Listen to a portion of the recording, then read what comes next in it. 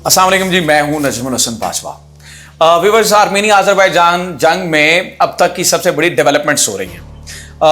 वो कंट्रीज जो कि इस सारे मामले में मीडिएशन की बात करती रही हैं या फिर बीच बचाव की बात करती रही हैं या फिर मुज़ाकरात की बात करती रही हैं, वो बज़ाते खुद अब जंग का हिस्सा बन रही हैं। लेकिन दूसरी तरफ ये हो रहा है, ताज़ा तरीन अपडेट्स ये हैं कि मजीद इलाके जो है वो आज़रबैजान फतह करता चला जा रहा है। पहले कौन से इलाके फतह किए हैं, जल्दी से पॉइंट पे आते हैं, मैं आपको वो बताता हूँ, फिर हम इस सारी स्टोरी को डिस्कस करते हैं। ठीक है, तो ताज़ा तरीन इत्तलात ये हैं कि जनाब वाला 40 देहात आज़रबैजान ने मजीद फतह कर लिए हैं। और ये ट्वीट किया है इल्हाम अलीयफ ने। ठीक है, ये 40 देहात हैं, इनमें से कुछ बड़े बड़े इलाकों का नाम इन्होंने अपने स्ट्रीट में बताया भी है। और ये बता रहे हैं जनाब कि आरिश विलेज है फजूली डिस्ट्रिक्ट का। फजूली डिस्ट्रिक्ट हमने नक्शे में एक प्रोग्राम किया है, अगर आपको मौका मिले तो वो जाएं, वो नक्शे वाला प्रोग्राम देखें, उसमें आपको हमने नक्शे में बताया हुआ है कि फजूली डिस्ट्रिक्ट कहाँ पे है। तो इसका ये बड़ा स्ट्रैटेजिक जगह थी।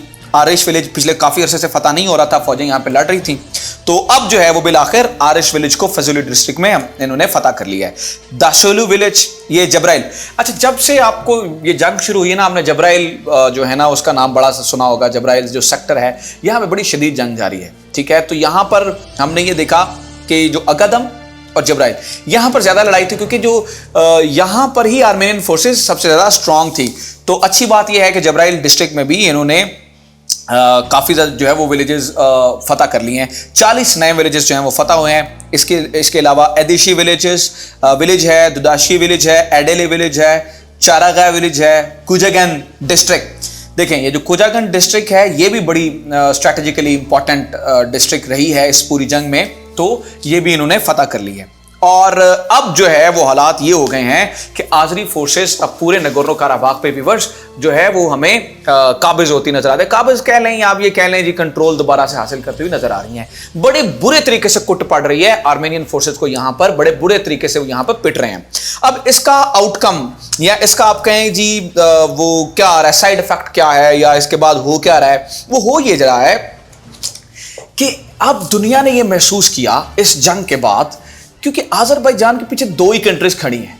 एक तो पाकिस्तान, हम तो सर ठंडी मट्ठी सपोर्ट कर रहे हैं सिफारती सतह पे, क्योंकि दूसरी फौजें उतरी नहीं है, इसलिए हमारी फौज भी नहीं उतरी है।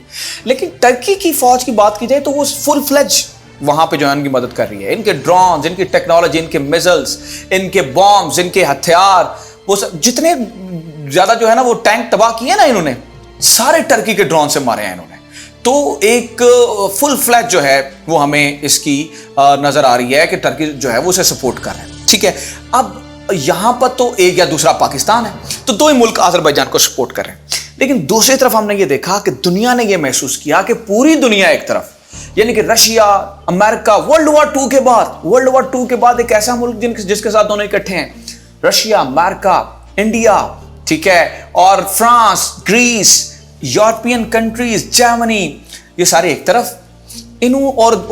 रशिया और फ्रांस से असला भी अब दे रहा है, अंदरों अंदर मिसाइल्स भी जा रहे हैं, T9 टैंक्स भी जा रहे हैं।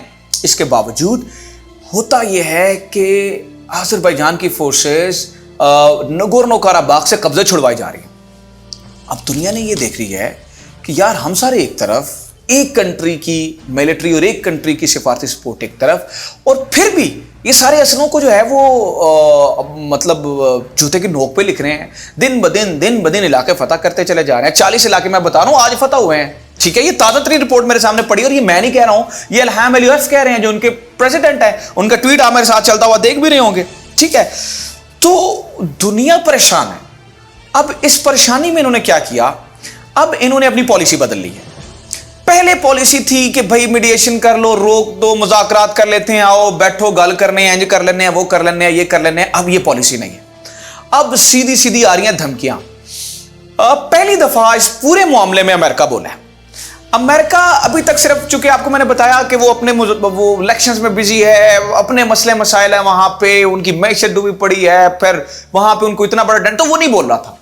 अब जब अमेरिका बोले तो वो अमेरिकन जो मिस्टर पॉम्पियो हैं, उनका बयान सुने वो कितना तगड़ा है।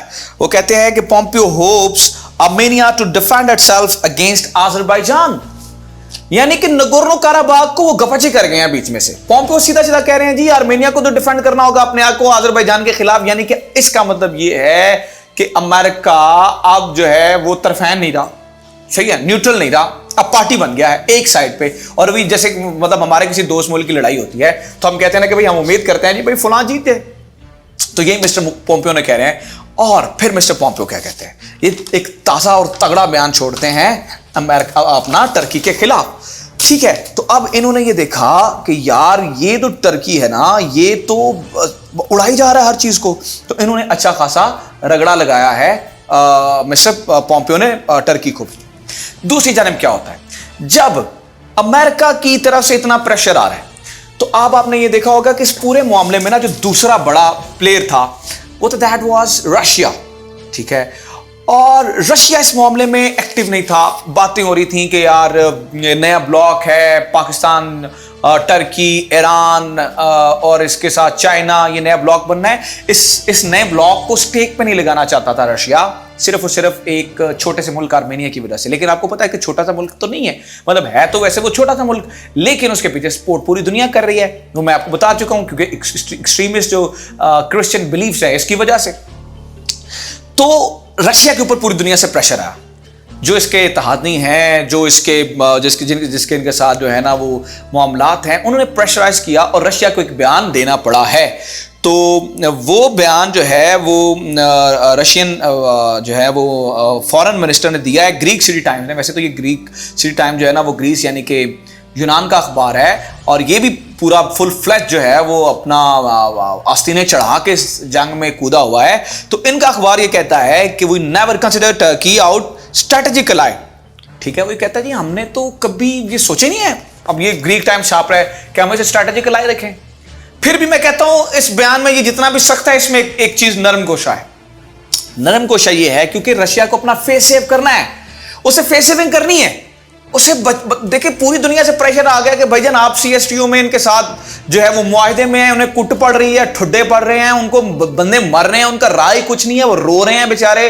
ठीक है, रशिया की जान को भाई आओ हमारी मदद करो, सर पकड़ के बैठे हैं। लेकिन रशिया जनाब रोज ना रोज कोई ना कोई फॉर्मल स्टेटमेंट दे देता है। तो जब दुनिया से प्रेशर आया, आर्मेनियन प्राइम मिनिस्टर रोए हैं एक दफा जो है वो फोन करके, तो उसके बाद ये जो बातें हो रही थी कि भाई स्ट्रेटेजिक अलाय नया ब्लॉक, तो उसकी फिल वक्त उन्हें निगेट किया है। लेकिन फिल वक्त बस यही किया है, जैसे पोम्पियो तो सीधा जंग में कूदे है ना, ऐसा नहीं हुआ।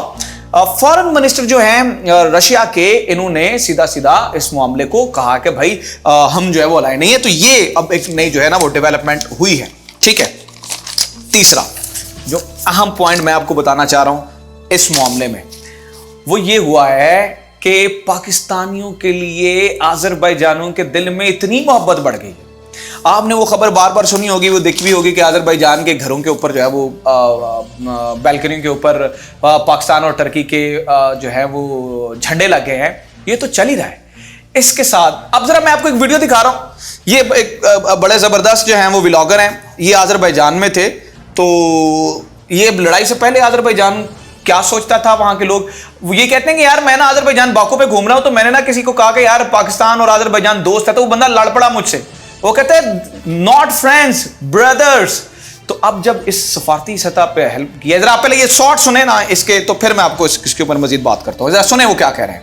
पाकिस्तान का कार्ड यहाँ पे हर जगह चल रहा है, जिसको बोलो पाकिस्तान वो इतनी बड़ी बड़ी स्माइल दे रहा है खुल के। लेकिन फिर सवाल ये पैदा होता है कि आखिर अजरबैजानी लोग पाकिस्तान से इतनी मोहब्बत करते क्यों हैं? अब आप लोग यकीन नहीं आएगा, आप सोच रहे होंगे कि पाकिस्तानियों की कहीं इज्जत भी है। तो भाई मैं एक्सपीरियंस कर रहा हूँ, अजरबैजान में तो है।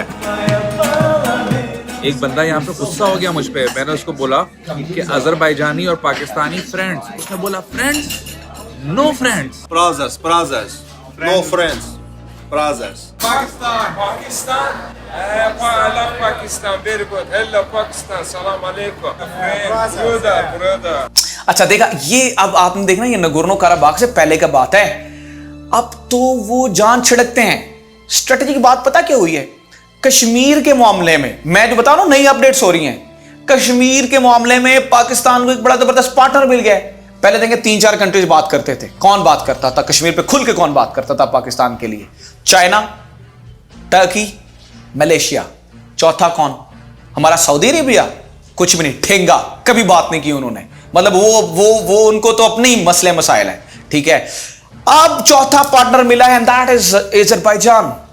अजरबैजान जो है वो एक नए पार्टनर के सियासे मिल गया, और ये अब पाकिस्तान की एक और जो है वो ब्रदरली अलाय तो पहले भी था, लेकिन अब तो अवाम के दिलों में प्यार मोहब्बत इसकी तरफ बढ़ गई है। सो अब ये सारी जो है वो फिल वक्त सूरत हाल इस वक्त जो नई अपडेट्स हैं वो जंग में हो रही हैं। जो ही मजीद अपडेट्स आती हैं इस पूरी वॉर को लेके, जंग को लेके, तो definitely I will share with you people.